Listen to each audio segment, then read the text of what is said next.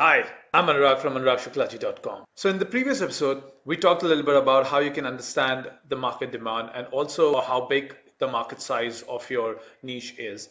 In this episode, I'm going to take this conversation forward and identify my primary and secondary competition. So the most important part about this is the sheet that I've made that helps me keep a track of all the different aspects that are important for our analysis. So I'm gonna take you guys through the sheet that I've prepared very quickly. But first, let me just quickly talk about what are the main columns and how did I go about identifying my competition. So the first thing that I did was I obviously Googled it and I used Zomato as my source of information. So after identifying a bunch of restaurants, I started putting them down in the sheet. So let me just jump onto the computer and show you the sheet that I've made because I think that really helped me put my analysis together because it can get complex at some point in time because there's so many restaurants and there's so many things and they have so many branches. So really focusing on the main things really matter at this point, and which is why the sheet has helped. So here we go. Just give me a quick second. All right. So the first section in the sheet is restaurant name. Obviously, that is the name of the restaurant that I've identified. And what I did was I Googled them and all the relevant restaurants, I just copy pasted all of them here. The second thing that I did was restaurant USP. So I mainly got this information from the website, from Facebook, and from Instagram page, the kind of messages, the kind of promises these guys are making. So just listed them down. This doesn't have to be the most extensive, but just knowing where who stands is very important. So based on the understanding that I gathered after doing my USP research, I divided my competition in three main categories. The first one is calorie counted, then the second one's health-centric cafes, and the third one unhealthy and healthy food. Calorie counted cafes are the one that are serving food and their menu items have calorie counted in it, like all the item has calorie count.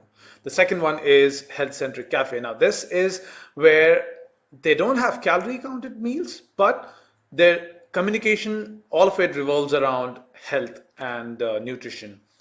However, unhealthy and healthy are the ones that talk about health. Health is a part of it, but their main focus is really good, delicious food, and they could have their own specific niche, but also have healthy options. So you could have a shawarma specialist, but could also serve, in healthy breads and things of that nature. So that's where these guys come in. And the reason I did this is because I want to be in this range and in this range. I don't want to go as much in this because that's too broad. So somewhere in this range, it's good to know, okay, these are the really serious ones who really talk about calorie counted ones. These are slightly relaxed and these ones are the most relaxed, right? So in my head, that's how I divided. And then based on Zomato category, I divided them into a couple of sections. One is delivery only. These guys don't have dine-in options. And I made a variation in this, the delivery ones that are vegetarian friendly. Then I had another option, which is delivery and dine-in, the ones who offer both the things. And in this also, I made a vegetarian option. This really helps me, narrow down to my the most targeted primary competition. And the next column that I have is location, obviously where they're located. So I just listed all the location down. And I'll skip this part. I'll move on to this. Now, this is where the price of two. I've got this from Zomato again. This number is something that I've just taken with a pinch of salt just to understand where Zomato places them in terms of the price range. And then this is Zomato category. And this is really interesting.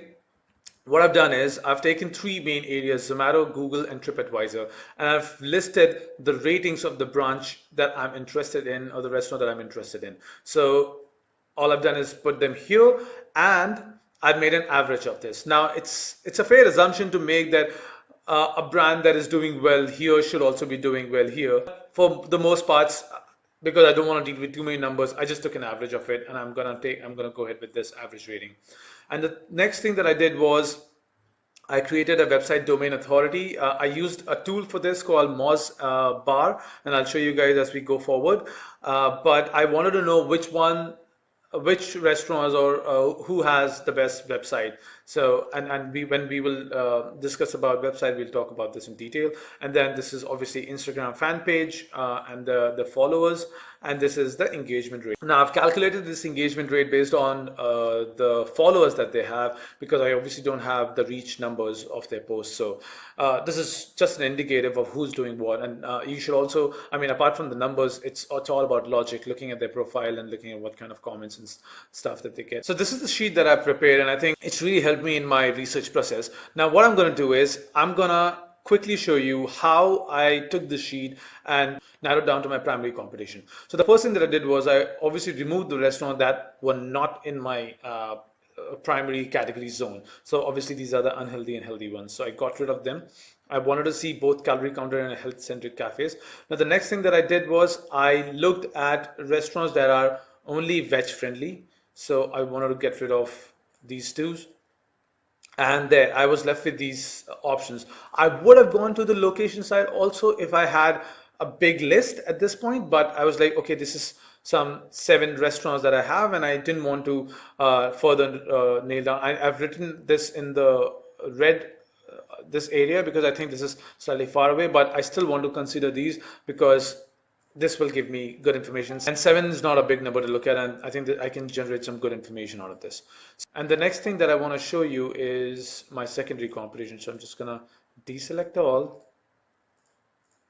So these are all my secondary competitor restaurants, and I will be looking at them as well. In terms of learning, I think there is a lot that we can find here as well. And the next video, I'm going to share my research process. Can't wait to share that. Hope you guys finding this really informative and interesting. Let me know what you guys think about the videos that I'm making. Would love some feedback. Let me know in the comments. You can visit my website anuragchuklaji.com, and you can check out all the screenshots and the list that I've put. By the way, I forgot to mention the sheet that I've prepared. I'm going to put that on my website, and you can download that from my website. So hopefully that helps.